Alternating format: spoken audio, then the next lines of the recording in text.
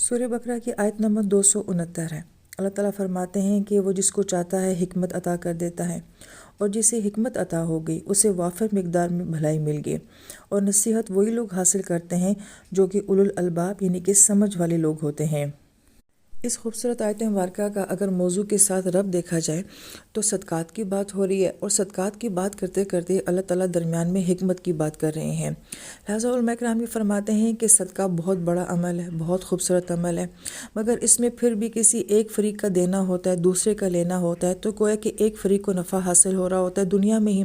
اور دوسرے فریق کو دنیا اور آخرت دونوں میں نفع حاصل ہو رہا ہوتا ہے، مگر ہوتے بہرحال دو فریق ہی ہیں۔ لیکن یہاں پہ جب حکمت کی بات کی جاتی ہے کہ جس سے اللہ تعالیٰ حکمت دیتے ہیں، تو حکمت سے ایک انسان اپنی ذات کو کتنا نفع پہنچاتا ہے اور کتنے اور زیادہ لوگوں کو نفع پہنچا سکتا ہے، تو گویا کہ حکمت کے اندر صدقے سے بھی زیادہ نفع موجود ہے۔ اور حکمت سے کتنے نفع حاصل ہو سکتے ہیں، اس بات کا اندازہ اس سے لگایا جا سکتا ہے کہ حکمت کے اپنے معنی کے اندر اتنی وسعت پائی جاتی ہے کہ کسی ایک لفظ سے حکمت کو ایکسپلین ہی نہیں کیا جا سکتا کہ ایکچولی حکمت ہوتی کیا ہے۔ گویا کہ بعض علماء کرام نے فرمایا کہ سنت حکمت ہے، نبی علیہ السلام کی پوری زندگی، آپ علیہ السلام کا اخلاق، یہ ساری حکمت ہے۔ اگر اس معنی کو ہی لے لیا جائے تو نبی علیہ السلام کی زندگی کے کتنے شعبے ہیں، آپ علیہ السلام کی شخصیت کے کتنے پہلو ہیں، آپ علیہ السلام کے کردار کی کتنی وسعت ہے، اور آپ علیہ السلام کی کون کون سی ظاہری اور باطنی سنتیں ہیں، تو اگر ان سب کو حکمت لیا جائے تو حکمت تو بہت وسیع چیز ہے۔ پھر حکمت سے جو ایک عام معنی لیا جاتا ہے کہ حکمت کا تعلق اس بات سے ہوتا ہے کہ اس انسان کی زندگی میں کوئی مسئلہ نہیں ہوگا، یا وہ مسئلوں کو حل کرنے کی صلاحیت رکھتا ہے، یقیناً یہ معنی بھی اس کے اندر ہے، لیکن علماء کرام فرماتے ہیں کہ اس کا یہ مطلب نہیں کہ جس انسان میں حکمت ہوتی ہے اس کی زندگی میں کوئی مسئلہ نہیں ہوتا ہے۔ جیسے کہ اللہ تعالیٰ نے موسیٰ علیہ السلام کے بارے میں فرمایا کہ ہم نے ان کو حکمت دی، مگر اس کے بعد موسیٰ علیہ السلام سے قتل ہو گیا۔ گویا کہ حکمت کے باوجود بھی خطائیں ہو سکتی ہیں، تو خطا کا ہونا حکمت کے منافی نہیں ہے۔ پھر حکمت کا ایک عام فہم معنی یہ بھی بیان کیا جاتا ہے کہ حکمت سے مراد صحیح علم کا ہونا ہوتا ہے، کہ انسان اس علم کو اپنے نفع کے لیے استعمال کرے، اور گویا کہ اسے صحیح فیصلہ کرنے کی اس میں صلاحیت پیدا ہو جائے۔ پھر حکمت کو بہت ساری اخلاقی اعمال کے ساتھ بھی جوڑا گیا ہے۔ علماء کرام فرماتے ہیں کہ شریعت میں احکام بھی ہوتے ہیں، اخلاقیات بھی ہوتی ہیں، بہت ساری باتیں ایسی ہوتی ہیں جو حرام نہیں ہوتی ہیں، مگر ان کے کرنے پہ کوئی سزا تو نہیں ہے، لیکن ان کے کرنے سے انسان کے اندر سے حکمت چلی جاتی ہے۔ مثلاً تکبر کی چال چلنا، فخر کا ہونا، دل میں اپنے آپ کو بڑا سمجھنا، اونچی آواز میں بات کرنا۔ اب ہم کسی کو اس بات کے اوپر حد نہیں لگا سکتے کہ آپ تکبر کیوں کرتے ہیں، اپنے آپ کو بڑا کیوں سمجھتے ہیں، اس پہ کوئی شرعی سزا نہیں ہے، لیکن یہ اعمال انسان کو کیا نقصان پہنچاتے ہیں کہ اس کے اندر سے اس کا نور لے لیتے ہیں، اس کی روح کو کمزور کر دیتے ہیں، گویا کہ اس کی حکمت کو چھین لیتے ہیں۔ لہٰذا شریعت میں احکام بہت کم ہیں، مگر ایسی بہت ساری اخلاقیات بہت بتائی گئی ہیں کہ جن کا تعلق حکمت کے ساتھ ہوتا ہے، نورانیت کے ساتھ ہوتا ہے۔ ایک بڑی اہم بات جو بیان کی جاتی ہے وہ یہ، کیونکہ انفاق کا موضوع چل رہا تھا اور انفاق کے موضوع کے ساتھ ہی حکمت کو بیان کیا گیا ہے، تو اس کا مطلب ہے کہ جب انسان اللہ تعالیٰ کی راہ میں صدقہ کرتا ہے تو اس کی ایک جزا اس کو حکمت کی صورت میں بھی ملتی ہے۔ یہ اتنی بڑی نعمت ہے کہ ہم کسی کو اگر مال دیتے ہیں، کسی کی زندگی کی مشکل آسان کر دیتے ہیں، تو بہت ساری جزاؤں کے ساتھ ایک خوبصورت جزا یہ بھی ہے کہ اللہ تعالیٰ اس کے اندر حکمت جیسی نعمت پیدا کر دیتے ہیں۔ اس کی مثال ہمیں اپنے اکابرین کی زندگی میں نظر آتی ہے کہ وہ اپنے گناہوں کا بھی صدقہ دیا کرتے تھے، اپنی خامیوں، اپنی کمیوں کا بھی صدقہ دیا کرتے تھے، اپنی عبادات کی کمی اور تلافی کی نیت سے بھی صدقہ دیا کرتے تھے، اپنے اولاد کی تربیت کے لیے اور ان کی ہدایت کے لیے بھی صدقہ دیا کرتے تھے۔ تو اس سے ہمیں یہ بات سمجھ آتی ہے کہ صدقہ بہت ساری نیتوں کے ساتھ دیا جا سکتا ہے، اپنے علم کے لیے، عمل کے لیے، شرع صدر کے لیے، قرآن کی قبولیت کے لیے ہمیں صدقہ کرتے رہنا چاہیے۔ پھر آیت میں جب اللہ تعالیٰ فرماتے ہیں کہ جس کو حکمت دی گئی اسے خیراً کثیرہ دیا گیا، یہاں پہ یہ صفت موصوف کی صورت میں بیان ہو رہا ہے، مگر نکرہ کے انداز میں بیان کیا جا رہا ہے، اور نکرہ کے اندر مفہوم کے اندر بہت وسعت آ جاتی ہے۔ لہٰذا ایک انسان اپنی حکمت سے، اپنی بصیرت سے کہاں، کدھر، کیسے، کس طرح سے خود بھی فائدہ اٹھا سکتا ہے اور دوسروں کو بھی فائدہ دے سکتا ہے، اس کے اندر بہت وسعت پائی جاتی ہے۔ اس لیے خیراً کثیرہ کہا گیا کہ اس کے ذریعے انسان بہت ساری خیر کما سکتا ہے۔ اور بعض اہل علم فرماتے ہیں کہ صدقہ انسان کی باطنی بصیرت کو بہت آگے لے جاتا ہے اور بہت سارے راستے اس کے لیے ہدایت کے اور نیک اعمال کے کھول دیتا ہے۔ اس کی بہترین مثال وہ ابو بکر صدیق رضی اللہ عنہ کی شخصیت کی دیتے ہیں کہ آپ کی شخصیت کی جو تعریف کی گئی ہے کہ ومن آتا واتقى وصدق بالحسنى، سورہ لیل میں آپ کے بارے میں بات کی گئی ہے، تو گویا کہ آپ کے دینے کو، آپ کے تقوی کو، اور پھر آپ کی تصدیق کرنا حسنہ کرو۔ حسنہ سے مراد کلمہ یعنی کہ اسلام کی تصدیق کرنا۔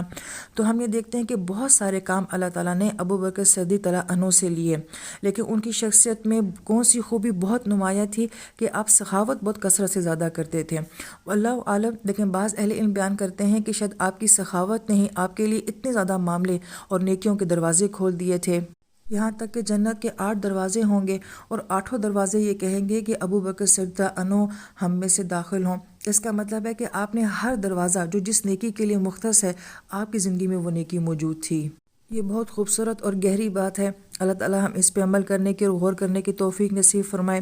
یہاں تک کہ بعض اہل علم نے ایک اور مثال بیان کی ہے کہ نبی علیہ السلام نے ہمیں خوبصورت دعا سکھائی، اللہم انی اسألک علما نافعا رزقا طیبا وعملا متقبلا۔ یہاں پہ سب سے پہلے جو ہے علم نافع کی بات کی گئی ہے، پھر اس کے بعد رزق کی بات کی گئی ہے، اور پھر اس کے بعد مقبول عمل کی بات کی گئی ہے۔ تو وہ یہ کہتے ہیں کہ ان تینوں کا آپس میں لنک ہے کہ جس انسان کے پاس علم نافع آ جاتا ہے، جس کو حکمت کے ساتھ بیان کیا جاتا ہے، تو گویا کہ پھر اس سے رزق کے دروازے بھی کھل جاتے ہیں اور مقبول اعمال کے بھی دروازے کھل جاتے ہیں۔ پھر غور کرنے والی بات یہ ہے کہ صدقے کے موضوع میں حکمت کو بیان کرنا اور حکمت کے ساتھ خیر کثیر کو بیان کرنے کے بعد آخر میں اولو الالباب کا ذکر کیا گیا ہے۔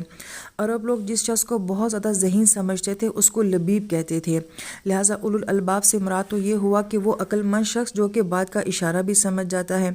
دوسرا معنی بیان کیا جاتا ہے لب کا، کہ جس کا ذہن ہر طرح کی گندگی سے پاک ہو۔ تیسرا معنی بیان کیا جاتا ہے کہ ایسا ذہن کہ جو کہ منتشر خیالات کے اندر جکڑا ہوا نہ ہو، بلکہ صاف شفاف ذہن ہو۔ اس کا مطلب ہے کہ جس کا ذہن ایسا ہوگا وہی حکمت کو فیل کر سکے گا اور حکمت کو حاصل کر سکے گا۔ اور اس معاملے میں آج کے دور کا انسان تھوڑا سا بد نصیب ہے، اس لیے کہ آج کے دور میں ڈسٹریکشن بہت زیادہ ہیں۔ ہم نے واٹس ایپ پہ بھی ہونا ہے، ہم نے فیس بک پہ بھی ہونا ہے، ہم نے یوٹیوب چینل پہ بھی ہونا ہے، ہم نے مختلف ایپیسوڈز بھی دیکھنی ہے، ہم نے گیمز بھی کھیلنی ہے، ہماری اندر کی بھی بہت مصروفیات ہیں، ہماری باہر کی بھی بہت مصروفیات ہیں۔ اب اگر ان تمام باتوں کو دیکھا جائے جو ان 2 رکوع میں بیان کی جا رہی ہیں، جو باغات بیان کیے گئے ہیں، اور باغات سے کتنے نکات علماء کرام نے بیان کی ہیں، کیا یہ نکات کوئی عام انسان اور منتشر ذہن والا سوچ سکتا ہے؟ یوں سمجھے کیا ہمارے ذہن میں یہ باتیں آتی ہیں؟ ہمارے ذہنوں میں تو یہ باتیں نہیں آتی ہیں، ہمارے ذہنوں میں تو کچھ اور طرح کے خیالات ہیں۔ اور جن ذہنوں نے یہ باتیں سوچی ہیں، سوچیں کہ وہ ذہن کتنے پیور ہوں گے اور وہ کتنے اولو الالباب لوگ ہوں گے کہ جن کے پاس اتنی حکمت ہے جو ان آیات کے اندر سے ایسے حکمت کے موتی نکال لیتے ہیں۔ لہٰذا ہم تو بچپن سے یہ آیات پڑھ رہے ہیں کہ حبہ بھی ہوتا ہے، سنابل بھی ہوتے ہیں، باغات بھی ہوتے ہیں، چٹانیں بھی ہوتی ہیں، لیکن ہمارا ذہن تو کبھی نہیں گیا کہ اس سنابل سے، اس حبہ سے، اس چٹان سے، مرضات اللہ سے، تثبیتا من انفسہم سے کتنے کردار بیان ہو رہے ہیں۔ تو گویا کہ جو خالص ذہن ہوتے ہیں وہی قرآن پاک میں غور و فکر کر سکتے ہیں، تدبر کر سکتے ہیں، حکمت حاصل کر سکتے ہیں۔ پھر 270 آیت میں اللہ تعالیٰ فرماتے ہیں، اور تم جو کوئی خرچ کرو یا کوئی منت مانو اللہ اسے جانتا ہے، اور ظالموں کو کسی طرح کے مددگار میسر نہیں آئیں گے۔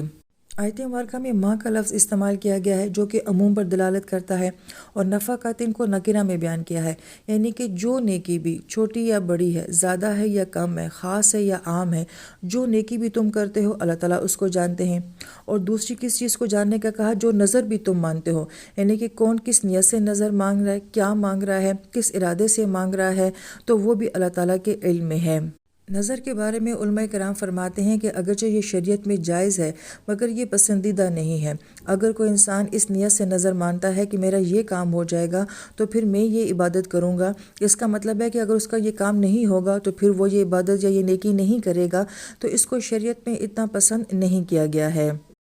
لیکن جو نظر اپنے آپ کو موٹیویٹ کرنے کے لیے اور اپنے آپ کو ٹارگٹ دینے کے لیے مانگی جاتی ہے تو یہ بہت ہی مثبت عمل ہے، یعنی کہ ایک طرح سے اگر اس کو کسی منفی انداز میں مانگا جائے تو پسندیدہ نہیں ہے، لیکن اگر اس کو مثبت انداز میں مانگا جائے تو یہ بہت اچھا عمل ہے۔ جیسے کہ اکثر مثال دی جاتی ہے کہ ایک شخص نے نیت کی کہ میں 10 لاکھ لوگوں کو حافظ قرآن بناؤں گا۔ اب اس نے اس کی پوری پلاننگ کی، چند ادارے بنا دیے، استاد بنا دیے، ٹارگٹ بنا دیا کہ ہر سال میں اتنے بچے فارغ ہوں گے تو 10 سال کے بعد 10 لاکھ لوگ ایسے ہو جائیں گے جو کہ حافظ قرآن بنیں گے۔ تو اس طرح کی نظر ماننا یہ تو بہت محبوب عمل ہو گیا۔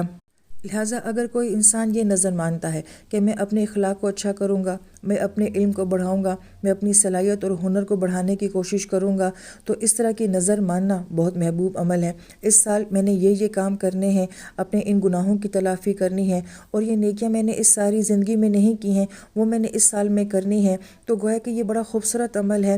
ہمارے کتنے اکابرین ایسے واقعات بیان کرتے ہیں کہ جن لوگوں کی زندگی کی 45 سال کی نمازیں قضا رہتی تھیں، تو ان لوگوں نے ٹارگٹ بنایا کہ آنے والے اتنے سالوں میں ہم اس طرح سے نماز پڑھیں گے، یہ ہمارا شیڈیول ہوگا، تو ان لوگوں نے تھوڑے ہی عرصے میں اپنی پوری زندگی کی نمازوں کی قضا کر لی۔ یہاں پر ہمیں اپنے آپ سے سوال کرنا چاہیے کہ کیا ہم نے اپنی زندگی میں بھی کوئی ایسی نظر مانی ہوئی ہے، کوئی ایسا ٹارگٹ اپنے آپ کو دیا ہوا ہے؟ پھر آیت میں انفقتم کا جو لفظ ہے، اس کا تعلق ہمارے ماضی کے ساتھ ہے کہ جو کچھ بھی تم نے اب تک خرچ کر دیا، اور نظر کا تعلق انسان کے مستقبل کے ساتھ ہوتا ہے۔ تو گویا کہ اللہ تعالیٰ ہمارے ماضی کی نیکیوں کو بھی جانتے ہیں، اور وہ نیکیاں جو ہم نے اپنے مستقبل کے لیے سوچی ہوئی ہیں، اللہ تعالیٰ ان کو بھی جانتے ہیں۔ اور یہاں پہ اللہ تعالیٰ کے جاننے کی بات کی ہے تو بڑی پیاری بات فرمائی گئی کہ لوگوں کو بتانے کی ضرورت نہیں ہے کہ ہم نے ماضی میں کیا کیا ہے اور ہم مستقبل میں کیا کیا نیک کرنا چاہتے ہیں، بلکہ اس کا علم صرف اللہ تعالیٰ کی ذات کو ہے۔ تو یہ ہمارا اور ہمارے اللہ کا معاملہ ہے، لوگوں کو بتانے کی اور ان سے تعریف لینے کی نیت نہیں ہونی چاہیے۔ پھر یہاں پہ فَإِنَّ اللَّهَ يَعْلَمُ میں ایک اور خوبصورت بات جو بیان کی جاتی ہے کہ جو تو سچائی کے ساتھ، نیت کے ساتھ، اخلاص کے ساتھ کر رہا ہے، اس کے لیے تو اس لفظ میں بڑی امید ہے کہ کسی کو پتہ چلے نہ چلے، میرا اللہ تو جانتا ہے۔ لیکن جو صحیح نیت کے ساتھ نہیں کر رہا ہے تو اس کے لیے اسی الفاظ میں وارننگ بھی ہے کہ اللہ جانتا ہے کہ تم کیا کر رہے ہو۔ پھر اس آیت مبارکہ کے آخر میں کہا جا رہا ہے کہ ظالمین کے لیے کوئی انصار نہیں ہوگا۔ تو اس آیت مبارکہ میں کس ظلم کی بات کی جا رہی ہے، یا اس آیت مبارکہ کا ظالم کون ہے؟ تو بڑی پیاری بات کہی گئی کہ جو عمل ہم نے اللہ تعالیٰ کی خاطر کرنا تھا اور جو صرف اللہ تعالیٰ کی ذات ہی جانتی ہے، اگر ہم نے اس عمل کو لوگوں کی خاطر کیا تو گویا کہ ہم نے ظلم والا کام کیا۔ اور انسان کی نیکیاں اور اعمال اللہ تعالیٰ سے نصرت لینے کا ذریعہ بن جاتے ہیں، تو ایسے خرچ اور ایسی نظریں جو ہیں وہ اللہ تعالیٰ کی مدد کو لینے کا ذریعہ نہیں بنتی، بلکہ وبال بن جاتی ہیں۔